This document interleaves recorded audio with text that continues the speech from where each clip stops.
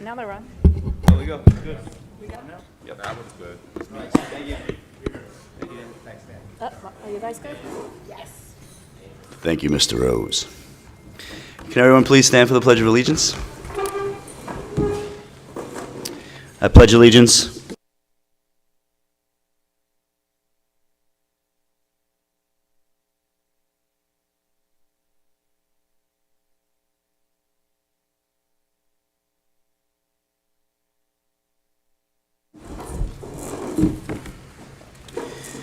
Okay, good evening and welcome to Thursday, February 13th, regular Board of Education meeting. Erin, please roll call. Mr. Lucetti? Here. Mrs. Rowland? Here. Mr. Myers? Here. Mrs. Rivers? Here. Mr. Scheid? Here. Mrs. Tedesco? And Dr. Barnett is absent. Yes.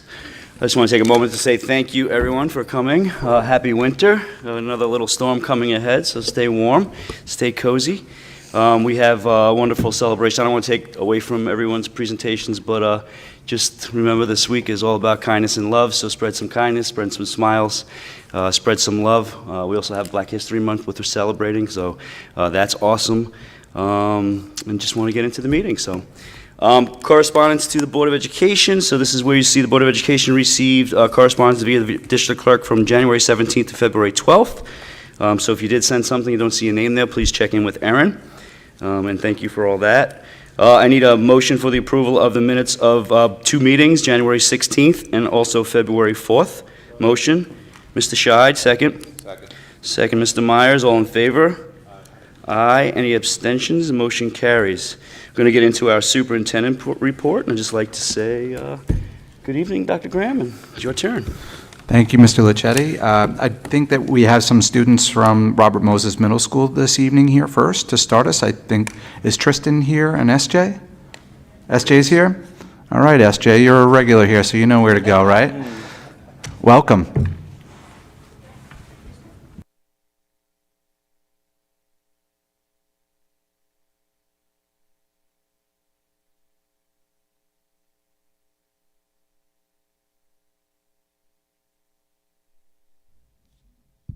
Okay.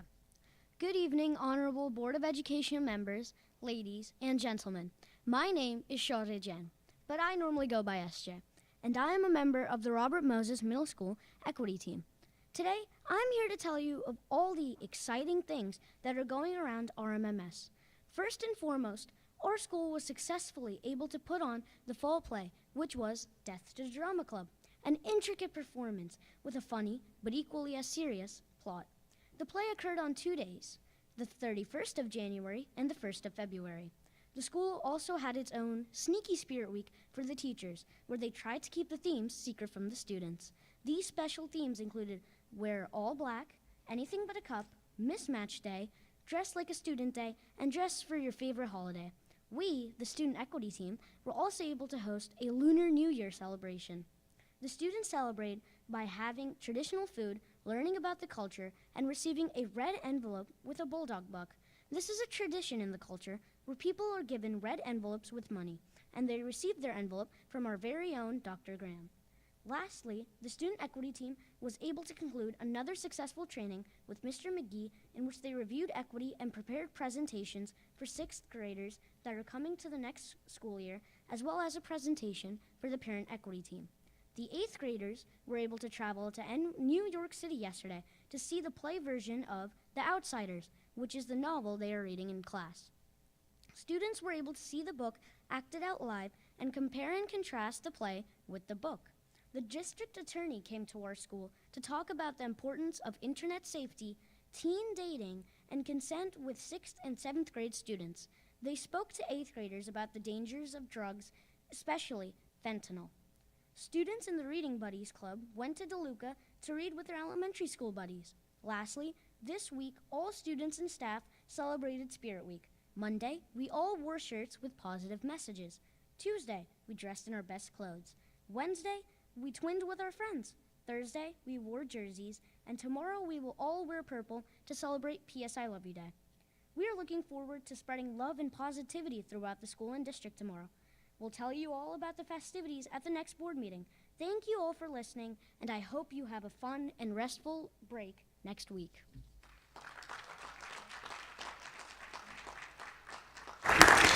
Thank you so much, SJ. I had the good fortune to see Death to the Drama Club as well over at Robert Moses. It was an amazing show to see our young actors and actresses give it their all. And so it was a really nice performance. So thanks again, SJ. The next part of the superintendent's report, I'm going to turn the microphone over to Grace, our student representative from the high school to the Board of Education, Grace Johnston.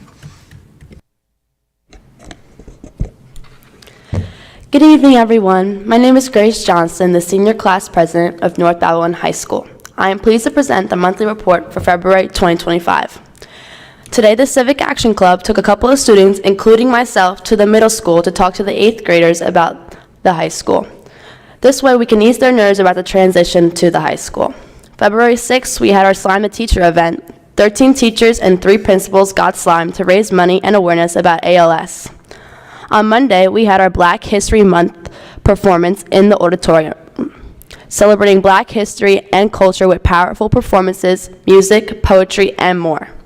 Senior Jeremiah Watts went to Stage the Change and BroadwayCon event at New York Hilton in Midtown Manhattan this weekend. He performed and was on a panel discussion with famous directors, producers, and artists. They discussed the process of creating socially contagious theater, exploring how to identify meaningful causes, crafting compelling stories, and building collaborations.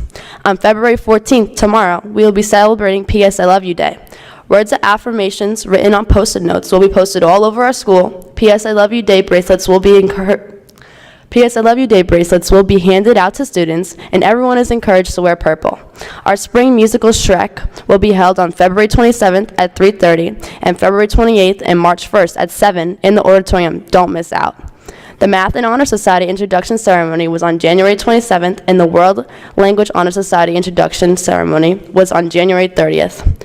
Our marching band is marching in the St. Patrick's Day Parade on March 17th in New York City. Our girls basketball team are league champions and will be in the playoffs. Congrats to them. Congrats to Xavier Seabury, Ronaldo De Jesus, Adrian Hochoa, Peter Bancali, and Jack Rowland for winning the Wrestling League Tournament Championship at Smithtown East last weekend. Congratulations to Melania Toronto for winning second in the Girls Wrestling County Championship, and a big congratulations to Jordan Peck for winning the Track and Field Suffolk County Championship. Have a good winter recess. School will be closed February 17th to February 21st. In closing, I would like to thank everyone for their time, and I hope everyone has a good break and a happy Valentine's Day. Have a good night. Thank you, Grace. It's great between Grace and SJ. I think I'm going to be out of a job, and I certainly can cut down my words tremendously. I just wanted to reiterate what both of them have said already, that we do have and had throughout this week activities and events to recognize P.S. I Love You Day, which is tomorrow. We do invite anyone who would like to join us to wear purple for the day. P.S. I Love You Day is a day to raise awareness about mental health and to end bullying, depression, and suicide. And in fact, if you haven't had the opportunity to see it already, on News 12, one of our 5th graders, Belmont student Zara Khan, was mentioned on the news for making 500 bracelets for P.S. I Love You Day. And that ran last night, I think, in the 10 o'clock hour, so you probably have to go on their website to check that out. Grace mentioned Jordan Peck, who won the Suffolk County Championship for track and field, and he's going to represent North Babylon in the state championship. I think we also have 2 girls that are going to be representing the district up at the state meet as well, Camille Black and Shavonna Richards. Melania, as I mentioned, I have to go through and cut some of these things out here. Shrek the Musical, we see part of a tree up there, and I know Miss O'Brien was very happy that a dragon arrived for the production this week, so definitely get your tickets and check that out. It's not going to disappoint, I assure you. A number of our students throughout the past couple weeks have been featured in art and performing art shows and competitions. 8th grader Gabriella Farber will have artwork displayed in the 4th annual student exhibition later this month at the Flower Fields in Mount Sinai. As Grace mentioned, Jeremiah Watts was a panelist representing North Babylon on Broadway at BroadwayCon, along with Broadway producers and actors. And Miss O'Brien and I attended the Suffolk County Art Show last weekend, and competition known as Scala, where 4 North Babylon students had their work displayed, and Caden Robles winning the Baca Scholarship at this competition. Just as a procedural note, and Aaron will have this on the website, there's originally scheduled a March 4th budget presentation. That's canceled, and that presentation will take place during a regular board meeting. The next regular board meeting is a new one. It's going to be added. It's March 13th, so that's even news to some of the people up here. March 13th. That'll be a regular meeting, and that's where we'll do the next budget presentation. And we'll still keep our March 20th meeting that's scheduled as well. So there'll be a March 13th and a March 20th, and those dates will be up on the website. We had our pre-K lottery this week, so for 144 in-district spaces, we had, I think, 186 applicants, so we conducted the lottery. Those individuals who were selected for our program have been notified. Those individuals who are named on the wait list, they've been notified as well, and they'll have an opportunity to get a spot as it comes up. We're also continuing our partnership with the community-based organization Cross of Christ, so there'll be 12 available spaces for individuals on our wait list. They can apply to the lottery there as well. So that's a nice opportunity. The Black History Month celebration was absolutely, this is my second time attending here in district. It was one of my favorite by far events that I've attended here in the district. As Grace mentioned, it's a celebration of poetry, music, dance, and culture, and it was really amazing to see the talents of our students and staff on display that evening. It was tremendous. Lastly, as Grace mentioned, schools are closed next week, and we hope that everyone does have a nice break. And when we return, we're going to continue, really, really fast forward into the budget process, as the spring is going to be, it's going to be March and April before we know it. So we will not stop, and we'll continue at a breakneck pace when we return. The final portion of the superintendent's report is me deferring to some of my colleagues, and I'm going to invite Dr. Dolan and our curriculum leadership team to the podium, or I don't know if they're all coming to the podium, but Dr. Dolan's going to the podium, and he's going to share some information with the board and with the community about some new high school courses that are going to be offered next year. So I invite the board into the audience.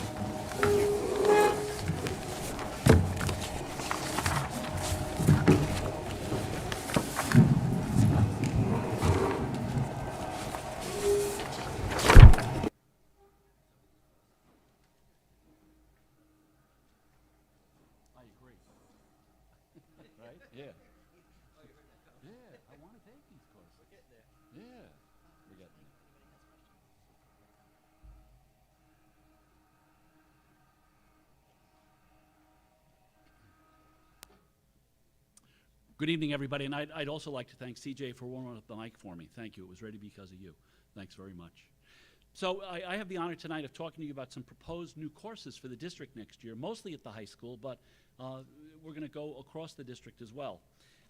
Curriculum is always evolving, and obviously an important part of that is by developing some new courses that meet the needs of the times, meet the needs of students. And what I'd like to start with is the process that's used here.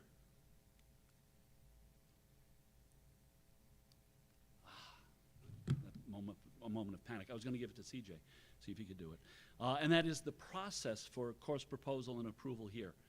You'll be happy to hear that we start the fire from below. We begin at the building level. We ask curriculum experts and building administrators to come to the superintendent's cabinet and pitch some ideas. Then there is a body called the curriculum committee, the curriculum advisory committee, that actually votes on it, and then ultimately a decision is made whether or not to put the courses forth.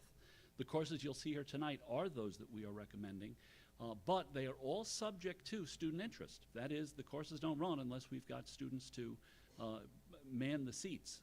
And that's good motivation for us to develop courses that are high in student interest and that we think that they're going to sign up for, students and or board members are going to sign up for. The first one is a great example of that. The first one is a great example of that. There we go. And that is a course in our social studies department, our ELA department, I apologize, sports media. So we're going to try to use something that students are very interested in, sports, as a vehicle to get them to read and write more. This would be a half-year elective course that students can take. We're going to rely upon their interest to help us develop the curriculum. It's the stories of sports, and certainly we know that there are many of them. We believe it to be high interest. The course will be multimedia in presentation. And again, you'll hear this word a couple of times. This is a vehicle to get students to read more, write more, and be interested in what they're doing. The next one, similarly, beyond reality. I can remember the great debate many years ago when every student in the world was reading Harry Potter. And the question was asked, well, should they be reading Harry Potter? The question is, should they be reading? Absolutely. And this course will rely on those kinds of texts, fantasy, science fiction, dystopic novels, if you will, to ask students to pay attention to that realm, that genre of literature. This too will be multimedia. We'll ask students to read more, write more, and to study the story of heroes, which is certainly endemic to much of this literature. We're going to apply it to as many different aspects of literature as we can, but listen very carefully to student voices in picking them. A third course in the ELA department, and all of these are half-year courses, and that's Unheard Voices. This course is more of a language course, as it will pay a lot of attention to language, writing and presentation, and we're going to ask students to look at different kinds of authors, those that represent cultures that we might not always study traditionally in our English courses.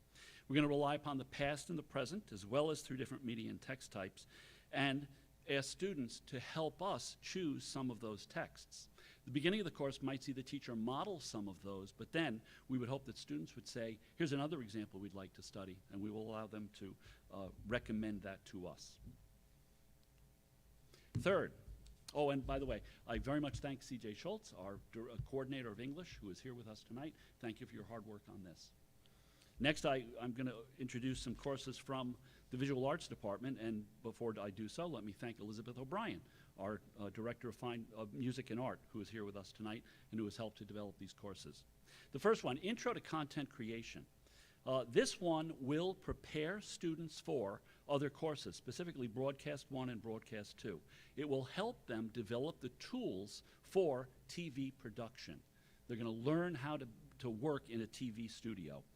Students will focus on script writing, storyboarding, which really lends itself to many other aspects, not just TV production, shot framing, and evergreen content. I did have to ask what that was, and evergreen content is that work that we do in front of the green screen, as most weather people do now. And we, in fact, have a green screen that students learn how to operate in front of. The second one, from the Visual Arts Department, cartoon and graphic novel illustration. I'll point to the words right in the middle of there to speak to the viability of this course. Graphic novels, I mean, we may not have heard of them 10 years ago, but now our students are reading them, and many adults are reading them and enjoying them. This course will help students begin to become graphic novel illustrators by way of visual storytelling. The skills that we'll learn will be animation, cartooning, comic books, graphic novels, storyboarding, and even newspaper strips. This one is also an area that we think has high student interest. We anticipate students are going to want to take this course, and we're anxious to see it come to fruition. Turning now to the Social Studies Department, and I thank our Coordinator of Social Studies, Elliot Lewin, who's here with us tonight and has helped to work on these courses. History can be studied in a variety of ways. You can grab hold of almost any era, any event, any city, any place, and study history and use that as the example of how you study history. Well, we're going to use Long Island, or as some of us say, Long Island. That might be one of the cultural contributions that they will discuss in the course. It'll be a historical review of Long Island, starting with Native Americans all the way up to the present. And we will ask students to look at what those cultural contributions are that make Long Island. Environmental challenges, its ever-evolving identity. And interestingly, Long Island was referenced just the other night on Jeopardy! I don't know if anybody saw it or not, but there was a Billy Joel category that they did not do very well in, and Ken Jennings looked at the camera and said, boy, Long Island is not going to be happy. Well, so, what is? Oh, that I didn't know. We think this will be a high-interest course to kids and interesting on a local level.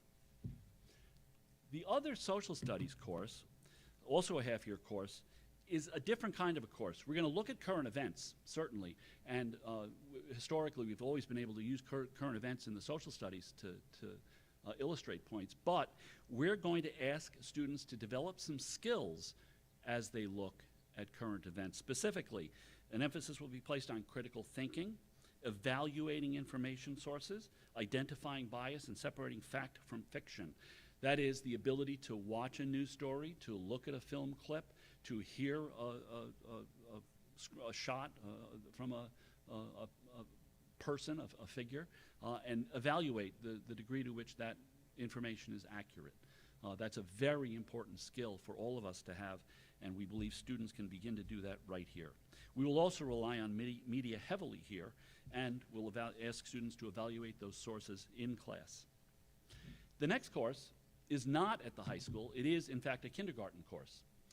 We have many students who enter our district who speak only Spanish and can be held back in the content area because of their lack of English skills. What we propose to do in this course is to teach these students at the kindergarten level the content area in their target language, so they will do math and social studies and science in Spanish, but at the same time, they will be learning English separately, with the goal being that by the end of this year, they will be able to enter a monolingual class in which all instruction takes place in English. We don't want language to be an obstacle that prevents them from understanding science concepts. And certainly, if you're still learning English, that can be a heavy lift. We're going to offer this course next year, and although we don't know how many students will be eligible, Mr. Pei indicates that there were as many as 21 that would have been eligible in this school year. The final course is a very different one because it's not an elective. This is a proposal to add a lab course to every algebra and geometry class. So we're all familiar with the idea in science where we have a lab attached to biology, we have a lab attached to earth science and space. Is that right? Earth and space, yes, that's the new course, Earth and Space, thank you. We're going to do that now with math. We're not the first people to ever do this. It's been done in other places very successfully. But here, we hope to do it in a way that will help students understand math differently. Certainly, additional time will allow students to practice skills more. But if that's all we use the 45 minutes for, I think that would be an incomplete effort. We hope to have students looking at math differently. Increased student engagement, much richer discussion in a 90-minute period than there would be in a 45-minute period. Applying their math skills, allowing for a variety of instructional strategy, discovery-based learning. As a non-math person, and our director of math, Amy Michaelopoulos, always gets mad at me when I say that I'm not a math person, because all you have to do to be a math person is be a person and use math. And that sign is in her office, in fact. I probably did okay in math. You'll be happy to hear I probably did okay in math in high school, but I don't know if I could have explained why the problem was solved as it was. I probably got them right, but I don't know why. Won't it be great to have that extra time to work with students and say, as they multiply fractions, for example, you know, why does that work? How come that works? Because I'll tell you, if you can answer that question, it's going to be that much easier to complete the task. We also hope to provide teachers with flexibility to integrate inquiry-based learning, technology, and assessments far more effectively. This could be a very, very important innovation. Again, it's been done other places, and because of that, we're going to ask other places what the pitfalls have been, what the successes have been, and we're going to work very hard, including some work over the summer and perhaps even training for teachers during the course of the school year on how a 90-minute math class every other day can improve student skills. So these are all wonderful additions to our curriculum, I think. I'm proud to have been able to present them to you. And if there are any questions, it's one of the reasons why I invited our content area experts to be here, in case I don't know the answer.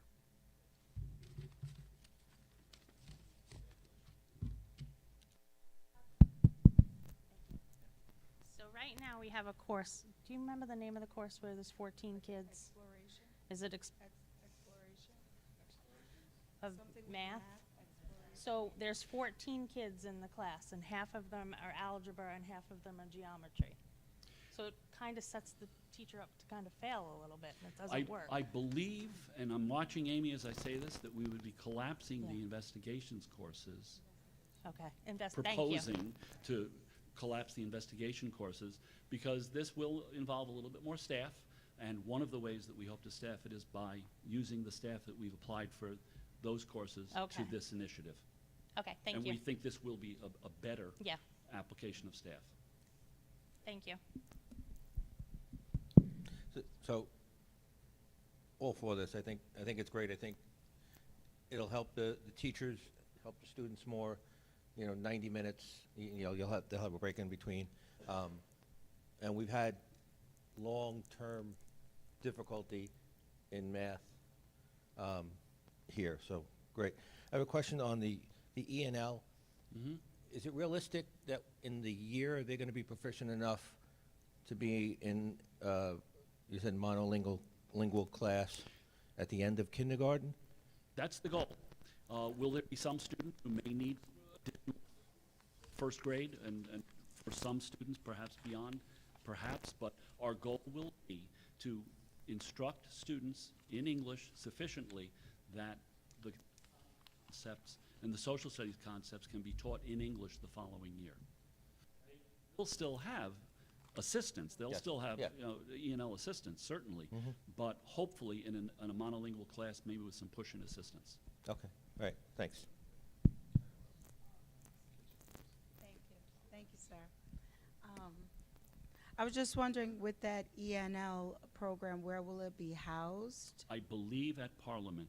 At Parliament, okay. I'm looking to my I'm the least seasoned person here. Yes, I at could, Parliament. I just want to address that, the transitional bilingual class. That's largely dependent upon the level of the students who are entering That also. enter. So that's a course that we propose, knowing that there could be a need for it. And if we see that we have the right students for it, then we can offer it. And it most likely would, the logical place for it to be housed would be Parliament, given the Parliament, fact that we yeah. have the dual language program there as Yeah, well. absolutely. I think that's excellent, excellent opportunity. I had another question in regards to, I forgot one of the classes, only because it wasn't listed for the grades, the intro to content creation. The two visual arts courses would be open to 9 through 12? 9 through 12, okay, yep. because it seems as if it's like a sequence, that you have that, and then it leads to the other two, and I think that is a great trajectory for the students who are interested in that, to see whether or not they want to pursue it or not. And,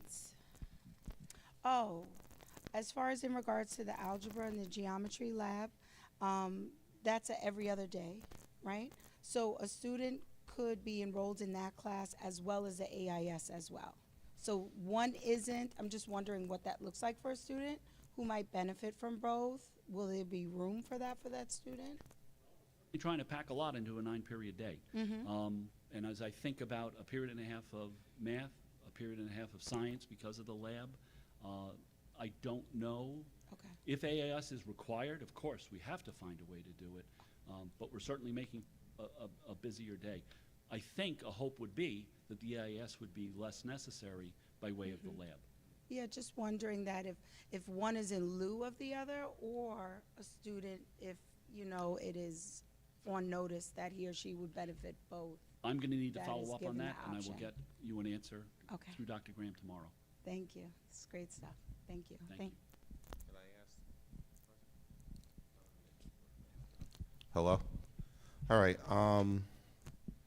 With the algebra and geometry lab, will students that are advanced in 8th grade and they come to the high school, will they be in a class with a lab? So we do not propose to do this at the middle school, so a student taking algebra at the middle school would not have a lab. When they arrive here to take geometry, yes, they would. I believe that all of the geometry classes would have a lab, not the honors. Okay. Okay. That's why I'm So, relying on the experts here. It's not that we think doing a period and a half at the middle school is a bad idea either. We do think that for students in algebra, this could be a benefit. With the 8-period day at the middle school right now, we don't have the room to do that. So we wanted to have consistency in the program. So students who are coming out of a single period of algebra honors at the middle school will go into a single of geometry at the high school. All right. Next question. What was the involvement, if there was, of students in selecting some of these electives? I think we heard, I'm going to stick with the English and the social studies for a minute, and I think that we probably heard student voices expressing the kinds of literature and the kinds of things they'd like to study. We anticipate, for example, the sports course will be very well enrolled, and in fact, CJ's looking at numbers that already indicate that one is likely to run. That is not a direct student voice, but I think that we did pay attention to students. On the math, I don't know as students are That's more involved. data. And I'm not sure how students would have responded to the idea. Yes, I understand that. Okay. This one's a heavier lift. You know, the math is a heavier lift for sure. And it's not an elective, why the student voice was less relied upon. Okay. Will the social studies classes support the seal of civic readiness? I believe they will, yes. Okay. And do we, Yeah. No? I'm, they will not?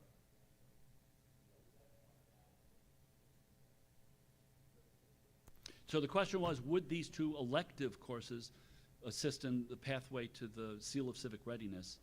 The answer was no, they will not, but that there are still multiple pathways towards that for students. All right, and last question. I like the electives. Do we offer a sports broadcasting elective? I mean, where it combines with the TV studio? Is that something that we are thinking about in the future at all? I think not yet. Okay. But it is something that we're thinking about. You know, Ms. O'Brien and I were in the TV studio. I wanted to really get eyes on what the students were doing when they're in there. And I'm told that they're getting close to the point where they could take some of the mobile cameras out to the fields and record some games at some point. Perhaps even this spring we get to that. But I have worked in districts where there have been quite large, TV studio broadcast programs, and that becomes part of the program over time. So we're not quite there yet. And when Liz and I go in there, or any adult probably goes in there, our learning curve is a lot slower than the student's learning curve. So we might get to that point much quicker than we probably anticipate.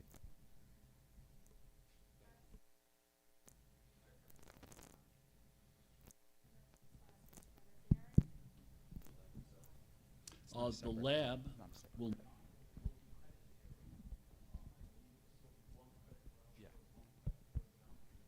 Additional period, much like science. Okay. Credit, it would not carry that extra credit.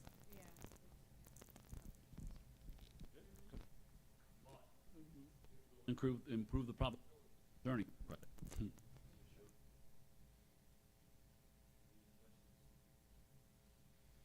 Thanks very much. Thank you for your attention.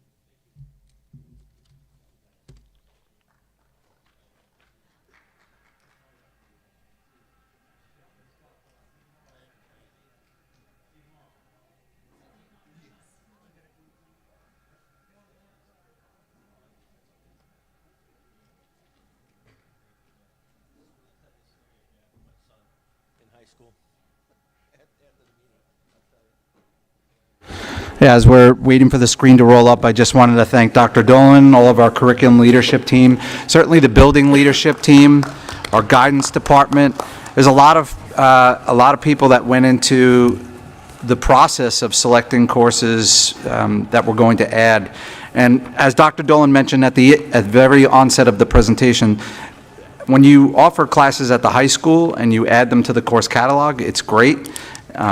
It's all dependent upon enrollment, though. So students are selecting classes that they want to take. If one doesn't get selected with enough students, then in a particular year, it might not run. That doesn't mean it comes off of the books and that we don't ever try it again. That means we go back to the drawing board and ask ourselves, how do we promote this better? How do we re-envision it a little bit so that we make sure that students are subscribing to the courses that we think are worthwhile for them?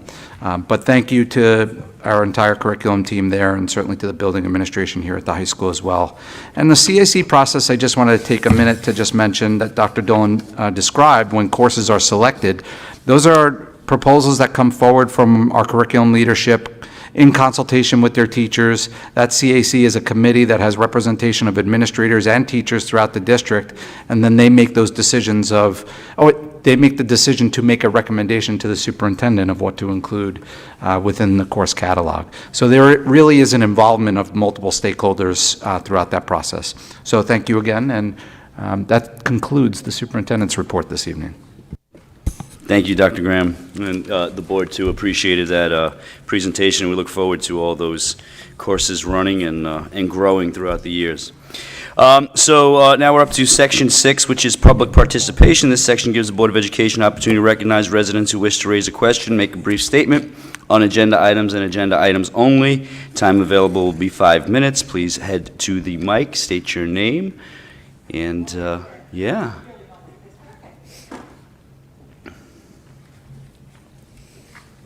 You ready?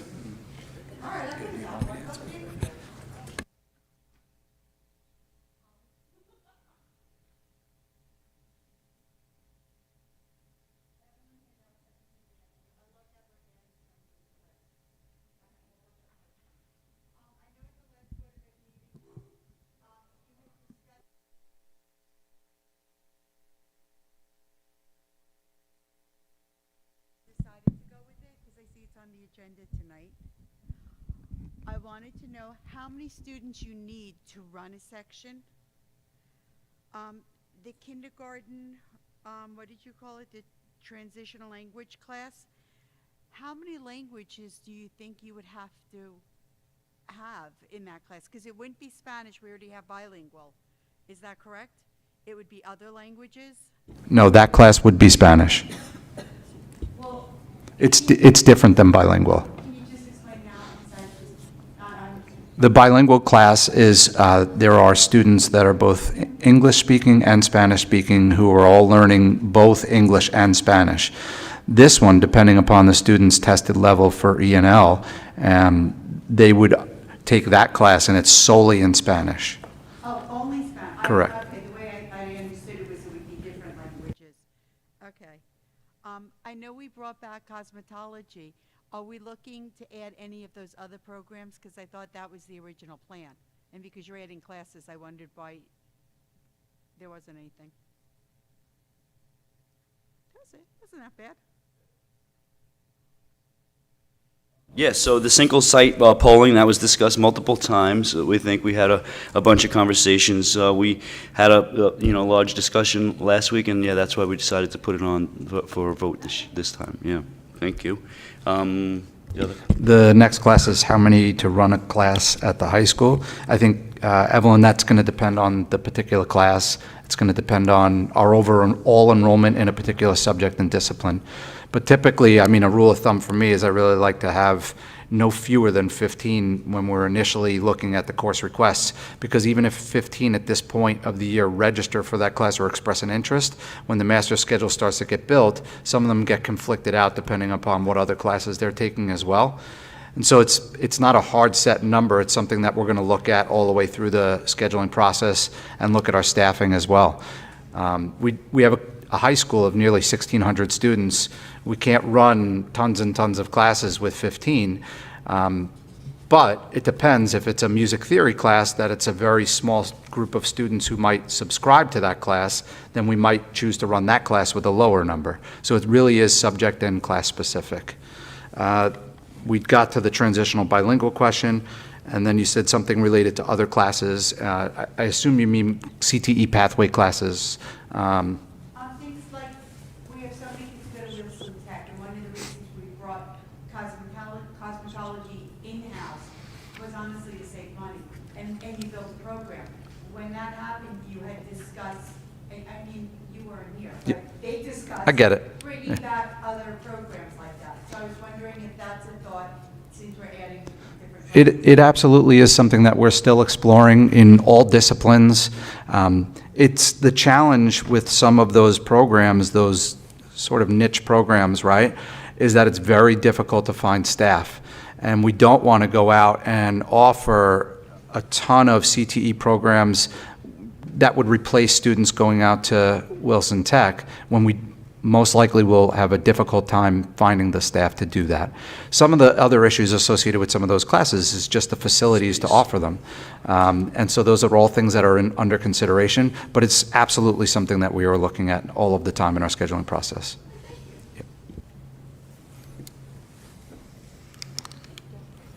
Any further questions at this time? Okay, so moving on to policy. There is probably about 60 policies here for the first meeting. Policy Committee has really been working hard as the whole book is being looked at and adopted and changed. So thank you to the Policy Committee, Dr. Graham, and everyone involved in that. So I do need a motion for the first reading. Recommend the board approve the following policies, and like I said, there's a list of them here listed as a first reading. So I need motion. Motion, Ms. Rivers, second. Mr. Myers, all in favor? Aye. Any abstention? Motion carries. Mr. Lucetti, I just want to remind everybody that if you are a policy wonk out there, this is the first reading. There's no action. These are not the official policies of the district at this time, right? So this is the first read. The board policy committee, the Board of Education has had an opportunity to review them. If anyone in the public wants to click on any of those hyperlinks, you can also view them at this time. Those are in draft form, essentially. And then if there's any changes that we choose to make, those could be made, and then the policies then come to the board for a second read and adoption. And I would expect that that group there is going to go to the board the next meeting for a second read and adoption. And it's not that we're just plowing through these without thought. This has been almost a year-long process that's been behind the scenes. The board contracted with NYSBA to do an entire review of the policy manual. Then Gercio reviewed all of those policies. Then they came to the district, and we've been sharing those with appropriate district staff, as well as the Board of Education and the Policy Committee. Thank you. Thank you for further explaining that. Appreciate that. So personnel actions, Superintendent of School recommends the board approve the personnel actions report in Schedule A, B, and C dated February 13. I need a motion. Motion. Motion, Ms. Rowland, second. Second, Ms. Tedesco, all in favor? Aye. Any abstention? Motion carries. We're going to go through omnibus, so we're going to recommend the board approve, so that's from A to W. It's a bunch of donations, some contracts. Anyone have any questions? If not, I need a motion. Motion. Motion, Ms. Rowland, second. Second, Mr. Scheid, all in favor? Aye. Any abstention? Motion carries. This is Action 10. This is a single polling place. Recommend the board approve the following resolution to create a single polling place for the annual budget vote and trustee election effective February 14th, 2025, as more described fully below. I'm not going to read that. It is on the website under the agenda. It's pretty lengthy, and it explains what we were, where we're going to. So I need a motion. Motion, Ms. Tedesco, second. Second, Mr. Myers, all in favor? Aye. Any abstention? Motion carries. Now we are on a NBTO side letter of agreement. Recommend the board approve the side letter of agreement with North Babylon Teachers Organization as fully disclosed in executive session effective February 14th, and hereby authorizes the board president to sign the agreement on behalf of the entire Board of Education. Motion. Motion, Mr. Scheid, second. Second. Second, Ms. Rowland, all in favor? Aye. Any abstention? Motion carries. So this is appointment of special counsel. Recommend the board approve the following resolution to appoint special investigation counsel as more fully disclosed in executive session and further described. Resolved that the Board of Education, North Babylon, hereby appoint Elena Kakavas as special investigative counsel to conduct investigation and render a report to the board in connection with the matter as more fully discussed in executive session, at a rate not to exceed $300 an hour, and authorizes board president to execute retainer agreement between district outlining the terms and conditions of service upon review of council. I need a motion. Motion, Ms. Rowland, second. Second, Ms. Tedesco. All in favor? Aye. Any abstention? Motion carries. So now we got some reports from subcommittees. I know the policy committee, as we said, had multiple meetings. I think Dr. Graham just explained it, but if anyone else has anything to add about the policies, feel free to jump in. I think Dr. Graham pretty much summed it up. We've been working hard, and thank you to Dr. Graham for getting all of this to us. Mrs. Rivers and I have, I was just going to add to Erin as well, because she has been forwarding all of those policies to us, and it really takes a team, but it's definitely worth the work. And let's not forget our council, as they do it all behind the scenes, so let's not forget. Oh, yes. Yes. Thank you, Lisa. Shannon, yeah. And Shannon. All right, so this is public participation. Oh, actually, Building Committee, sorry. Building Committee also met tonight, so I don't know if anyone wants to talk about that? Sure. Mr. Scheid? Sure, why not? So we met talking about the security vestibules that were voted and approved by the public last May. We have bids that came back on contract, and we have a couple of vendors that we looked at, and we talked about that tonight and what we're going to look at, which parts of the bids we like, and we do have our architect going back, asking a couple of questions about a couple of things. But we're scheduled to have this going forward and the work start this year and be hopefully completed over the summer. The plan is to have it completed over the summer so that the security vestibules will be in place for the opening of school in September. And that's about it. Yeah, good stuff. Anyone else want to add to that? Okay, awesome. There was one more discussion topic. We wanted to talk about varsity letters in our high school. It was brought to our attention. Many of us do have varsity players, and some of us might have not even noticed what was going on with that, but we had some concerns from some community members and some letters. So we did want to start a discussion. I know Ms. Rowland wanted to bring it up a little bit. yeah, we had received a letter from Mr. Hartranft.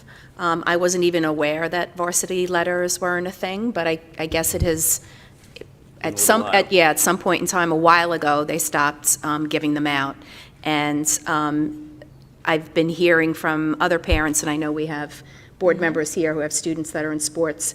Some are interested, some are not, but I really think that looking into the price and offering those students who would like them the opportunity to get them would be great. So if we could maybe get information on that. Yeah, actually, Mr. Baki and myself met with Mr. Friesen earlier today on the matter, and we came to learn that I guess the history is the way that varsity letters were awarded is that a student athlete who is on a varsity sport their first season as a varsity athlete, they get a letter, or historically would have gotten a letter, and then years thereafter, they would get a sports-specific pin as an award or recognition. So it's not that if I was on, let's say, the track team for 6 years in a row, starting in 7th grade, I would get 6 varsity letters. I would get a letter the first time and then a pin the out years. The truth is, the people who were involved in that conversation, I don't think any of us have been here long enough to been here at the time when there were varsity letters, but we did some pricing, and we were. She was a student. No, but she was here. I meant, sorry, I meant the three of us in the meeting about it today. But we did work with, Frank and I worked with Mr. Friesen. He came up with some prices, and it looks like it's something that we're going to be able to include in the budget for next year and restart that as a tradition here. Nice. Do we know when that stopped? Yeah, I asked. Because I know my son got his. It happened when I was here as well. Yeah, so I asked Amanda, and Amanda did not receive one. She graduated in 2017, so it's prior to that. So, yeah, Michael graduated 2012. Yeah. Yeah, so it's somewhere in between 2012 and 2017. I got them when I was here, but. Yeah. But regardless, we had the conversation. Mr. Friesen said there's, as long as we can fund it, there's absolutely a way to make it work. And so we're going to include that in the Exciting. budget for next year. Is there a possibility that it could be done for this year? I would stop short of saying it's impossible, but I would just think that it might be more challenging this year because we have some sports that have already taken place this year now. And also, it wasn't budgeted for this year, and not that the cost would most likely be prohibitive, it's just something that we would have to look and find. So I think I would recommend starting it at the start of the next school year as a part of the 25-26 budget. But again, I'm not going to say that it's impossible. Something that might be, if it was possible, maybe for graduating seniors to get it with their diploma. It's a nice idea, if Jeff. they Yeah, that's a had good idea. participated in the varsity sport, at least one letter. And I think with the Super Bowl halftime show and the varsity jackets, it might come back in style. So these kids might want to wear these letters. As a coach, I definitely appreciate it. I had a good time handing them out, so I hope it does become a tradition again. But that, if it's a possibility. That's a good idea. Yeah, so we'll talk to Mr. Friesen and we'll bring some information back to you. Starting with, can we do it for seniors, who are graduating this year who haven't been afforded that opportunity? Thank you. And as I mentioned, it's included in the budget for 25-26. So Awesome. we'll come back to you with information on this year. Perfect. Any other things, folks? No?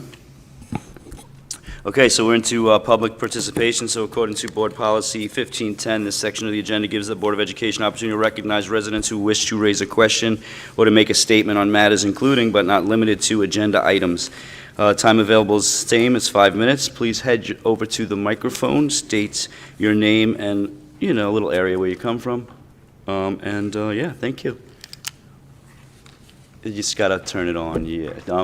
Yeah. Hold it down a little bit, I think.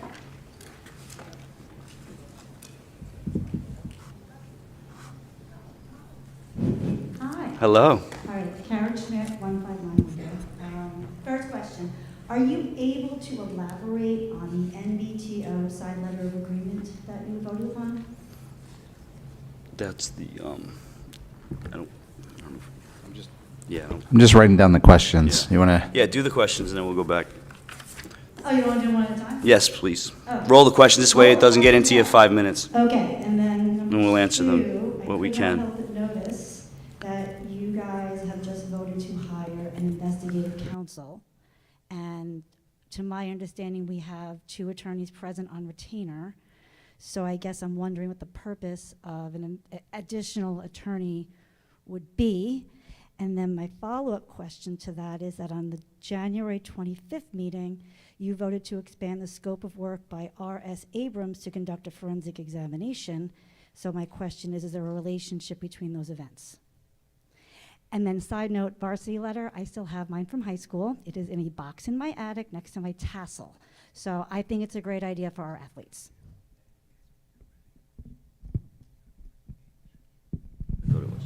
So the NBTO was a sick bank for an employee. So that was done to help an employee out, which is awesome. So that's that one. With respect to the investigative counsel, that's a confidential personnel matter. And then, I'm sorry, you asked about the expansion of the work of R.S. Abrams, which is also a confidential personnel matter. So no, I cannot elaborate. I guess I'm just confused as to why we have counsel and we're hiring additional counsel that, and I have everyone, they're not part of Gercio and Gercio because that was a different company. Yeah, so at times we need a third party because we can't be advised by our current advising team, and therefore we have to go out and get help. And we'll be able to maybe disclose some information further in the future of why that process needs to take place. But at this time, we can't have any further information on that. Sorry.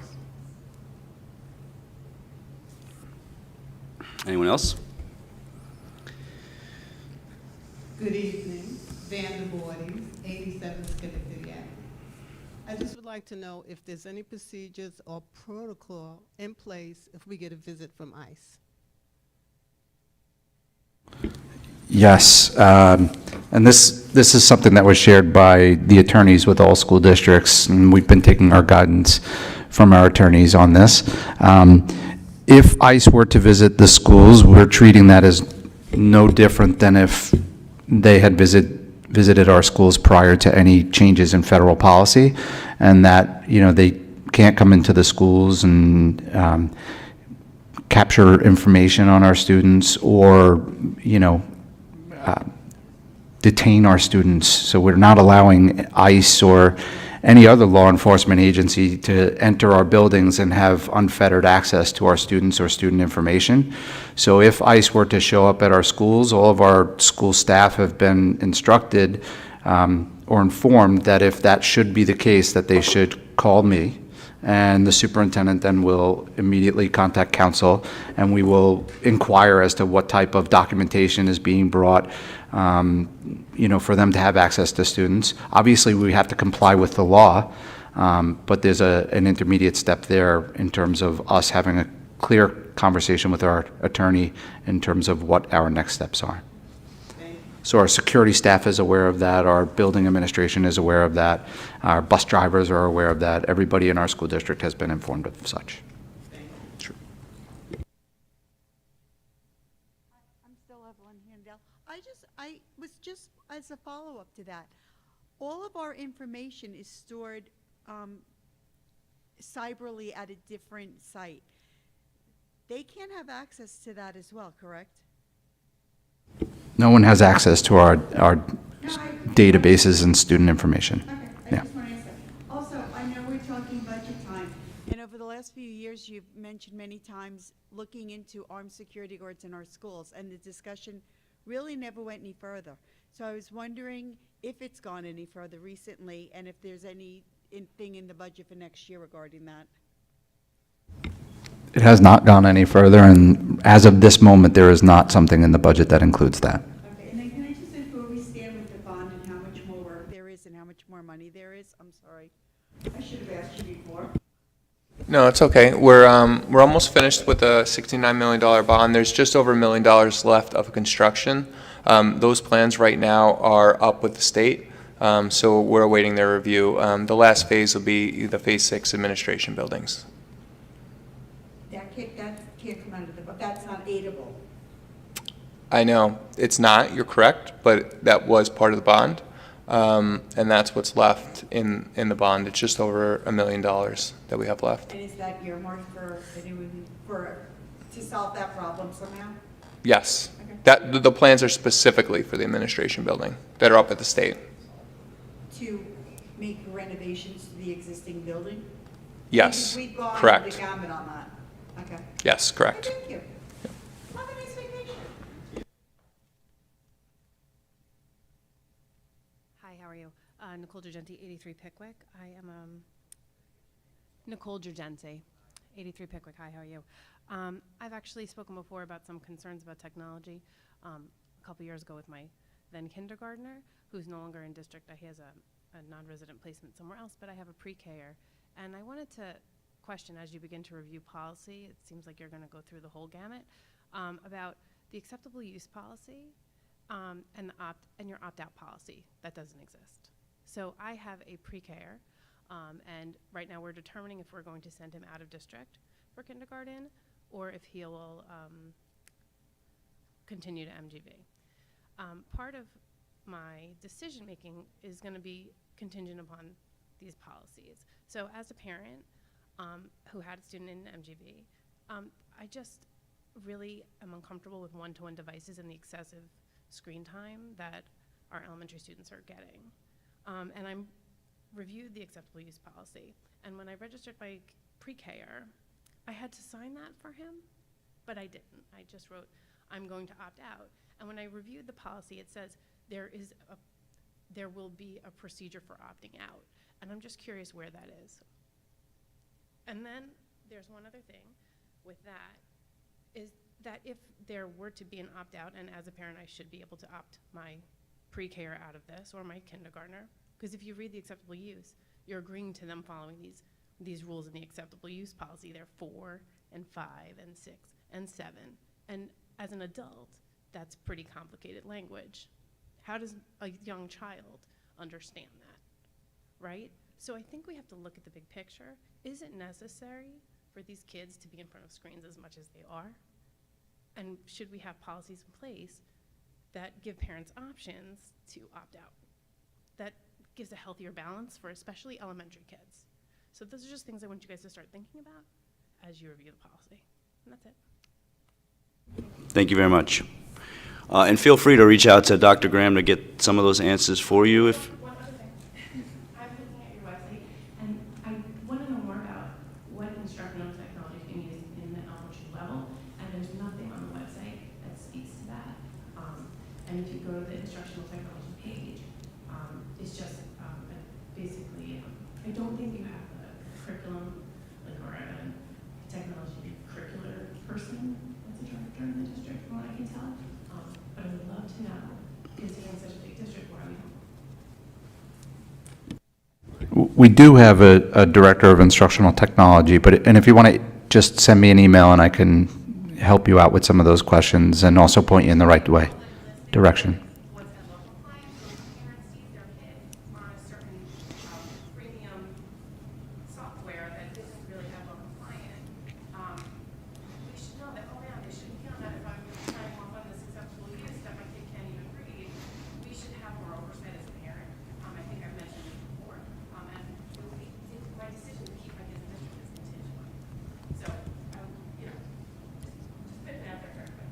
Thank you. Anyone else? Any other questions? No? Okay, well, with that, we have a wonderful vacation ahead. Please, everyone, get some rest. Get some. Don't forget to spread some kindness tomorrow. Give a hug, share a hug, and have a fantastic vacation week. We'll see you when we get back.